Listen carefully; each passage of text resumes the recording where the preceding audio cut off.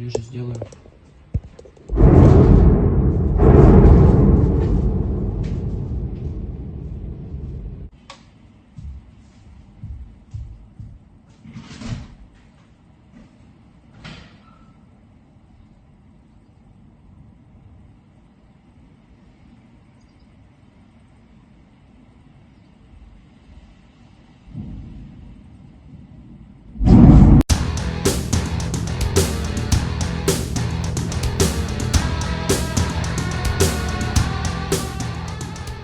Halo pemirsa Albiruni ID, kembali lagi di channel Albiruni ID. Penyebab 12 ledakan dahsyat yang membumi hanguskan pangkalan udara Rusia di Saki, Crimea pada 9 Agustus lalu masih misterius. Ada dugaan rentetan ledakan itu merupakan operasi sabotase. Terlebih, sistem pertahanan udara top Rusia, yaitu S-400 yang ditempatkan di pangkalan itu, juga sama sekali tidak bereaksi. Citra satelit menunjukkan bahwa setidaknya 7-9 pesawat hancur akibat rentetan ledakan misterius tersebut. Militer Ukraina meyakini jumlahnya lebih banyak, tetapi mengonfirmasi jumlah sebenarnya akan memakan waktu. Rusia mengklaim serangkaian ledakan itu merupakan insiden tidak disengaja dari tempat pembuangan amunisi di pangkalan Saki, di mana pangkalan ini digunakan untuk menyediakan dukungan udara untuk armada Laut Hitam Rusia. Namun, banyak ahli setuju bahwa ledakan itu kemungkinan merupakan serangan rudal Ukraina, meskipun hal itu belum dikonfirmasi secara resmi oleh Kiev ataupun Moskow. Sistem pertahanan udara S-400 Rusia gagal melindungi pangkalan tersebut dan memicu perdebatan tentang apa yang menyebabkan ledakan pangkalan itu. Para ahli telah menduga rudal MGM-140 ATAK-MS atau Army Tactical Missile System buatan Amerika sebagai penyebab ledakan itu. Viktor Kevliuk, seorang ahli di Center for Defense Strategies, mengatakan Ukraina dapat menggunakan rudal anti-radar AGM-88 HARM terhadap sistem pertahanan udara S-400, diikuti oleh 2 rudal ATAK-MS yang diluncurkan dari peluncur HIMARS. Tidak disebutkan apakah AGM-88 digunakan untuk mengecoh S-400 atau digunakan untuk mengeliminasi S-400. Euromaidan Pers melaporkan bahwa beberapa akun intelijen sumber terbuka di Twitter mengutip gambar kawah besar serta akurasi dan jarak 200 km dari wilayah yang dikuasai oleh Ukraina sebagai bukti serangan rudal ATAK-MS. Meskipun Amerika belum secara resmi memberikan ATAK-MS kepada Ukraina, senjata itu bisa saja dipasok tanpa pengumuman resmi, seperti AGM-88 HARM yang tiba-tiba sudah ada di Ukraina. Kevliuk juga percaya bahwa Ukraina dapat menggunakan rudal jelajah anti kapal Neptune, senjata yang dianggap telah menenggelamkan kapal perang Moskva pada bulan April lalu.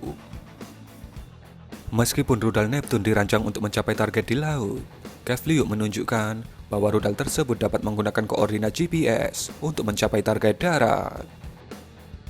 Anehnya, tidak ada rudal yang terlihat dalam rekaman dari ledakan tersebut. Dengan demikian, serangan pesawat tak berawak atau juga drone kamikaze adalah kemungkinan lain, seperti serangan pesawat tak berawak Ukraina terhadap kilang minyak Rusia di Rostov Oblast, 160 km di belakang garis depan pada bulan Juni lalu.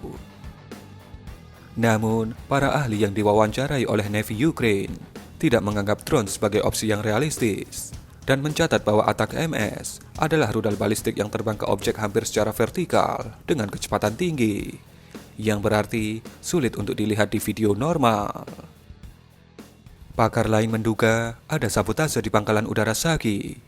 Julian Robke, pakar yang juga jurnalis Bild Jerman, menunjukkan bahwa 3 kawah, seperti yang ditunjukkan citra satelit, berada di 3 area penyimpanan amunisi untuk jet tempur.